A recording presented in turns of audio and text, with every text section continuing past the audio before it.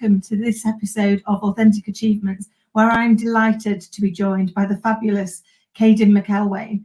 Kadin, lovely to have you here. Thanks for having me, Kim. I'm super excited about this, but before we get into the conversation, let me share with our audience a little bit more about you.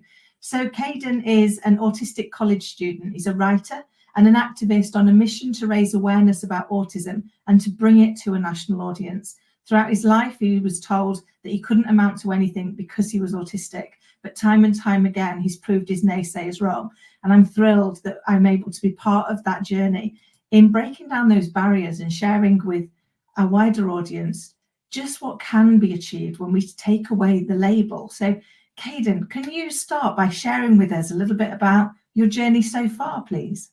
Yeah, absolutely. I was diagnosed when I was 2 years old, coincidentally after getting the smallpox vaccination. That didn't cause it, of course, but I always find it funny because that conspiracy is always floating around these days, which is obviously not true. And that's very confusing to me. And part of those stigmas I want to clear out.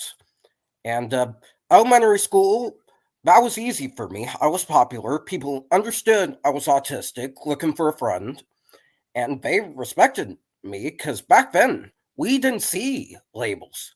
But middle school and high school, as typical with a lot of people, that was a nightmare of bullying and being treated like garbage, misunderstandings, drama, and unnecessary crap.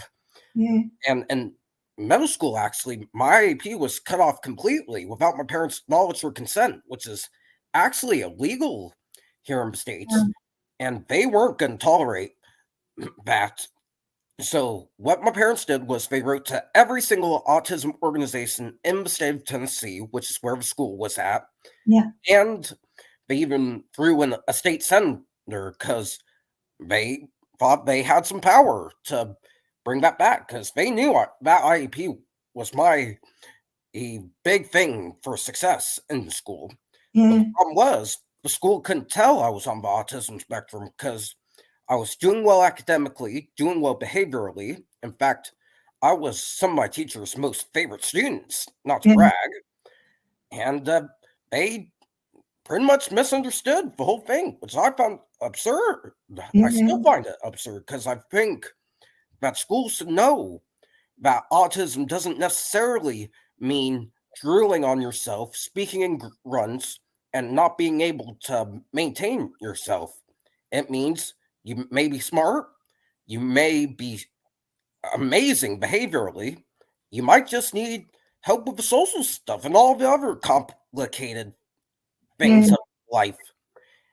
And then, of course, COVID hit in my junior year of high school, so everything was online. At first, I absolutely despised it the most. But the more I got into it, the more I learned that I could concentrate better online than in the standard classroom. No need to worry about students bullying you or making you feel ashamed of who you are. No need to worry about your IEP hanging in the balance on a thread. It's just you, your computer, and your academics. And I actually ended up graduating early on Valentine's Day of 2022. Yeah. And then I got into college. I started my freshman year at Lake Erie College, which is in Painesville, Ohio. And this is where my advocacy work truly began. It all started with a class project we had to do for a leadership class. The assignment was to think of a way to help the community and act upon it. So me and my group, this was a group project, we set up a GoFundMe for the Autism Society of America, and we ended up raising over $1,000 for it, and we won a contest within the school with it. But as typical with my generation, the TikTok generation, my group truly wasn't into it. They only wanted to do the assignment to get the grade and the prize money we got for winning the contest, and I found that absurd. And I also began to notice a trend around that time. Autistic people aren't taken seriously enough. Well, not just autism, other special needs too. And I thought, in today's inclusive society, you would think that would be a mainstream issue. But nope, we're focused on TikTok bans and negativity and division. especially just this year alone.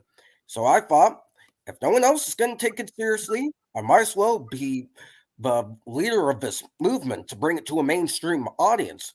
So that class project led to all kinds of opportunities for me, including talking with government officials about autism, going on shows like this to tell my story and bring it to people's attention, doing a Christmas drive for people with special needs. So we ended up getting enough toys to help 4 families with special needs kids have the best Christmas ever. That's amazing. 9 different businesses pitched in, and I even shared my birthday with one of my favorite organizations, the Lake County Special Needs Birthday Club, which is here in Painesville, I believe. And we raised $200 during the birthday fundraiser we held for that. That's amazing. I love that you've taken your lived experience and are now sharing that to help others, because I think that's one of the big challenges, isn't it? When we're going through something, we think we're on our own, and actually lots of other people are going through the same thing, but we don't know where to go to find that out, to understand what it's like, and actually what other opportunities there are. So I love that actually you're taking that, and instead of letting that adversity drag you down, you're actually using it to propel yourself forward and to help other people learn also from your lived experience, and help us break down those barriers. Because as you say, we're supposed to be an inclusive society, and yet we still get it so wrong, don't we?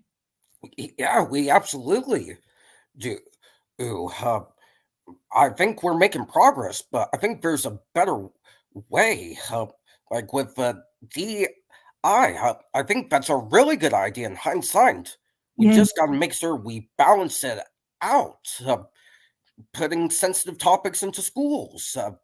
That's great and all. I think kids need to learn how to respect others for who they are. There's a better way to approach it. There really is, yeah, as to not further cause division. Because so I think you're in Britain, right? yeah, yeah, Right now, here in the States, well, there's division everywhere. These past few months, some people of my generation decided it would be appropriate to act like a wild animal on college campuses for a cause they believe in. I'm not going to say it because I don't want to get too deep into yeah, politics out of respect. But personally, I found that absurd, because that's not what you do to get your point across. And you most certainly don't commit crimes like vandalism and assault for the cause either.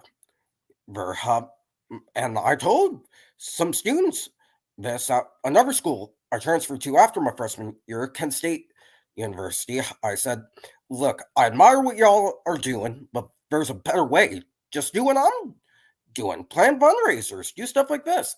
mm, But the problem is, whenever you do that, especially in my generation, you get attacked and accused of hating certain groups, and people are quick to jump to conclusions, and it's terrifying to me. It truly is. yeah. I mean, it's scary, isn't it, when you think that we've managed to create a society where we kind of compare ourselves, and we want to fit into a box, we want to fit into a label, so that actually we won't be singled out as being too different, because different is unacceptable. And yet we're all different. Every single one of us is different. So we need to get to a space where we can embrace the differences and find the commonalities, isn't it? Find a way through where we can work together. And I've always thought a large part of that is to understand better. And we understand better by learning other people's story, by learning what it's been like for them, because that gives us a better insight to be able to find a new way through, doesn't it? Find a way where everyone feels included and valued. You mentioned in the piece earlier that actually, you know, when you first started out at school, everything went much easier because children don't see the labels until they get older, do they? They just accept you as their friend for who they are. And so I wonder, is there anything you could share with us that you think we could be doing differently in how we're educating our children as parents and as, you know, and as society, to not be so hung up on those labels that they get to slightly later on in their childhood? I would say, honestly, teacher kid kindness the second they're beginning to start school and continue that lesson throughout their academic career, especially in high school and college. Because my time in college has been great so far.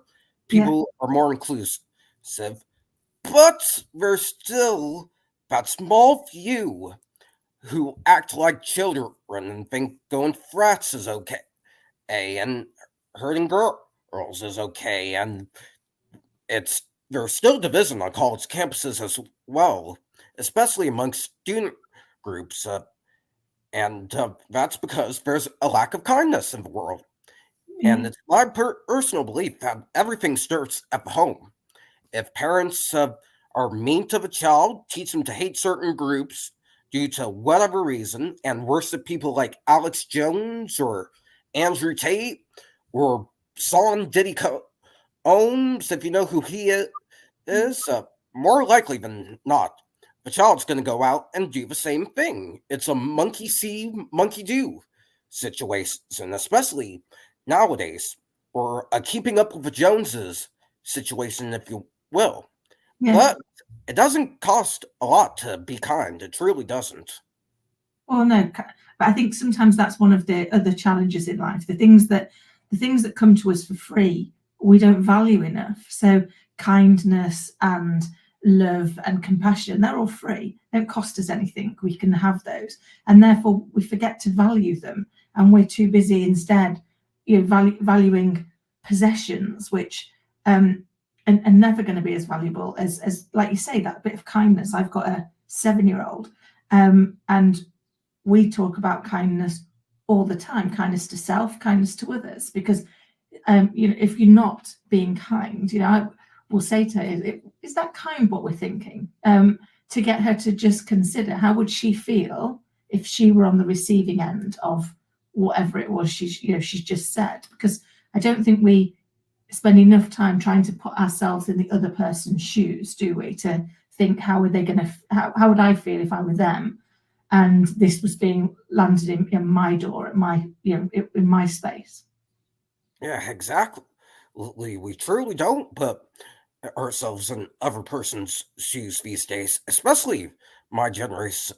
Instead, they whine and complain and moan and groan. And there's this thing going around called cancel culture, where they try to bring celebrities down over their past, and they throw that in their face. And it's getting even worse, quite frankly, with artificial intelligence, in my opinion, because you can now digitally manipulate images or videos. Yeah. And that further takes away people's careers and lives, and it further spreads negativity in a way. Yeah, and sadly, you know, that's driven by the fact that as a society as a whole, we seem to prefer to see things going wrong than we do to see things going right. And I don't know why. I don't know why that is. I don't know why we're so driven by, you know, if something goes wrong, then we're all over that. If something's negative, if there's that negative energy, then that's the thing that gets watched. Whereas if it's something that's really positive and uplifting, then you know, you've got to fight so much harder to be heard. And yet you're so right in what you're saying, Kadin. If we had more kindness in the world and more willingness to be open-minded to what it might be like for the other person, then actually we would start to have less negativity, wouldn't we? We'd start to find some positive common ground that we can work from. I like that. I absolutely agree. We need common ground, especially now more than ever. Yeah.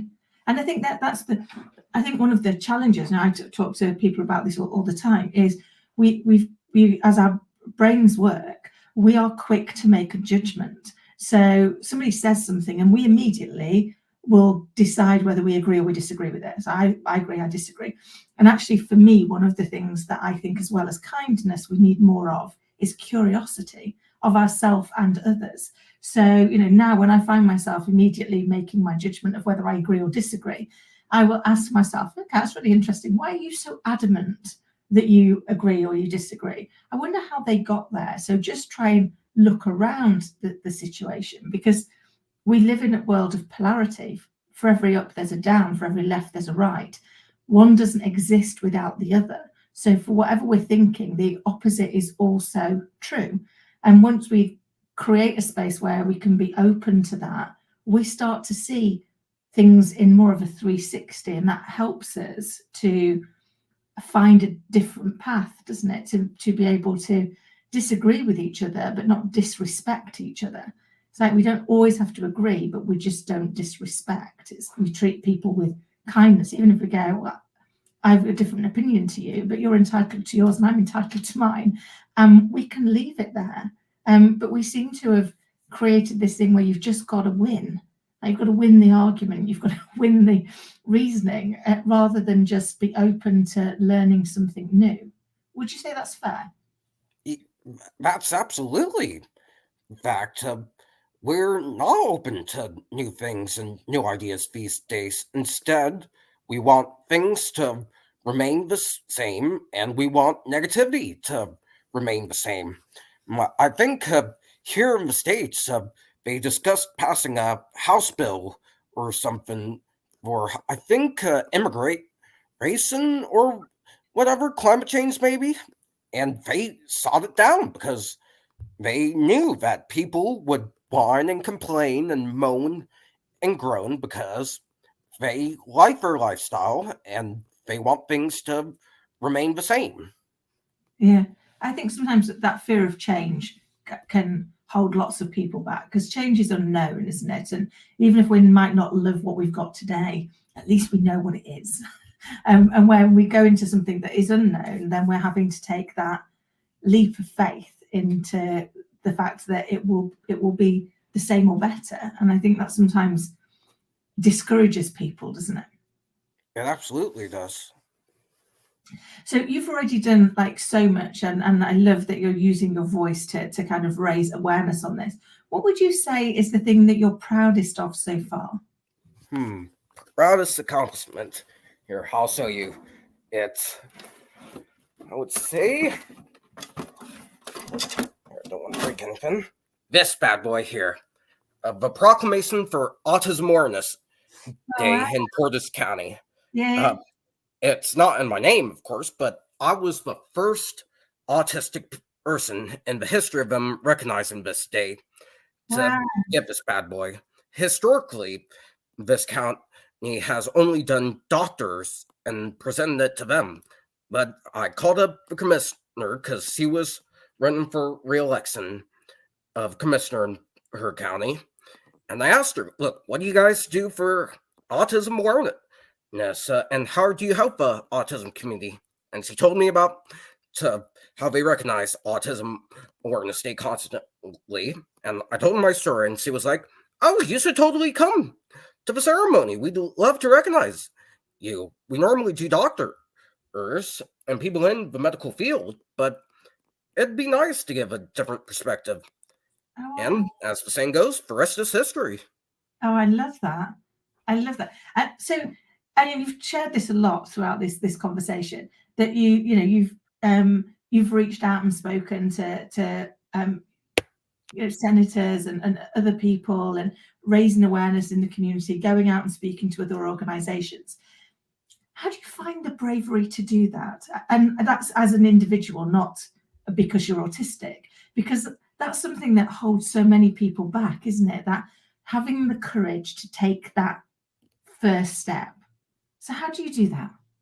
Well, I'm just a guy who believes in this cause, and like we talked about, open to new ideas and new experiences, pretty much. particularly with speaking. I was nonverbal until I was 7 years old, which is a symptom of autism, being nonverbal until a certain point in your childhood. And once I started talking, I pretty much just couldn't stop. Probably got that 7 years like already of all your thoughts, like really well planned, and in being able to, I guess you were an amazing observer of life, because you weren't communicating it verbally at the time. So your other senses get heightened, don't they? So I would imagine you got to see things in a way that perhaps we miss when we're busy talking, because we're busy thinking about what's going to come out of our mouth next, aren't we? We absolutely do. I might be volunteering at an autism center near where I live this summer. I got to follow up with them today, hopefully. But that's going to teach me to be very grateful to where I'm at and the success I've had so far. Because of the people who go to that center, they can't walk, they can't talk, they're more lower functioning than I am, and they have to be taken care of for the rest of their lives. And it's truly sad to see. It truly is. Yeah. But I think you're so right. And you use the word grateful and gratitude. And I think sometimes we get so stuck in our own world that we forget just all the things that we have to be grateful for, that we perhaps take for granted.